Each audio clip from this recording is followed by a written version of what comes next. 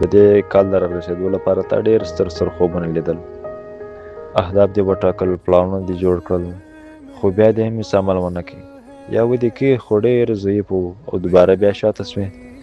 څه موده پس د څو میاشتو په تېرېدو سره به 2024 کال هم درباندې تېر شي او ته به بیا هم هېڅ ځای ته نه وې رسېدلی.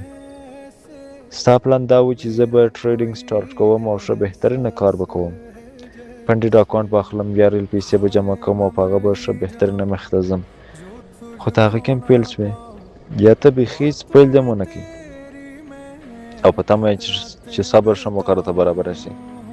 امیر صاحب، ژوند لکه روانې اوبه تېرېږي، خو ته د هغه په تېرېدو باندې نه پوهېږې. که نن عمل ونه کړې ناکامه شې، بیا پیل وکړه بیا ناکامه شې، یو ځل به داسې راسي چې ته به نور بالکل ریډ یې، خپلې غلطۍ خپلې کمزورۍ هر څه به دې پېژندلي وي، بیا به دې لاسته راوړنه دومره ستره وي چې هغه کومې ناکامۍ چې تا لیدلې دي هغه به بالکل ستا څخه هېرې وي. موږ ښه ټریډران یو جانې، یوازې یو هدف لرو او هغه دی ټریډینګ، نور هېڅ هم نه پېژنو. په ژوند کې تر ټولو مهمترینه کار یا تر ټولو مهمترینه لاسته راوړنه هدف درلودل دي.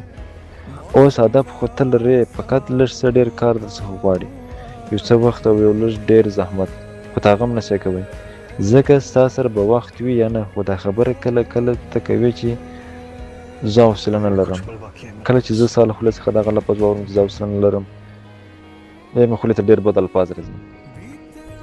او ستا یو مشکل دا هم دی امیر صاحب چې زده کړه نه کوې. نن دې $10 پیدا کړل، ډایرکټ ډیپوزیټ، بله ورځ $50 پیدا کړل، بیا ډایرکټ ډیپوزیټ. ته ماته دا ووایه چې تا پر زده کړه ډېرې پیسې ورکړې دي که مارکېټ درڅخه وهلي دي؟ معلومداره خبره ده چې مارکېټ درڅخه ډېرې پیسې وړي دي. دا کومې پیسې چې ستا څخه مارکېټ وړي دي د دې څخه چې دي 50% راخیستې وې پر ځان یې سرمایه ګزاري کړې وای. د ځان سرمایه ګزاري څخه زما د پیشن پشن او ځان جوړول نه دي، پر دماغ سرمایه ګزاري درته یادوم، او د ځان لپاره د یو ښه رئیس پیدا کړی وای. نن که ته 100% کامیاب نه وای، حداقل یو اندازه عاید خو به دې په مارکېټ کې درلودلی. که درته یو استاد $300 مثال خبر دی، که یو استاد درته $300 فیس یاد کړي، بیا دې نه خوله جینګې نیولې وي، ولا فیس ډېر جګ دی، وټساپ ګروپونو کې هم ورپسې خبرې کوې، په لاس کې هم دې ډینګې دی پړانه دی بستانه، ځکه تا ته پرې درس نه وایي یا فیس یې ډېر جګ دی نه په دې خاطر باندې، بیا خو مجبوره یم چې خبرې ورپسې کوې. که درته ووایم چې یوټیوب ته ورشه، د حد نه زیات ویډیوې پکښې دي، د حد نه زیات ډېر کورسونه پکښې دي، مفت دي فري دي، ویې ګوره. هغه ځکه ته نه ګورې چې د خان صاحب سره وخت نشته یا وخت ورسره ستا حوصله نشته ورسره، او د کار په پای کې دې بیا مایوس یې چې والله ولې ناکامه شوم. په دا ډول سره ځای ته هم ځان نشې رسولی.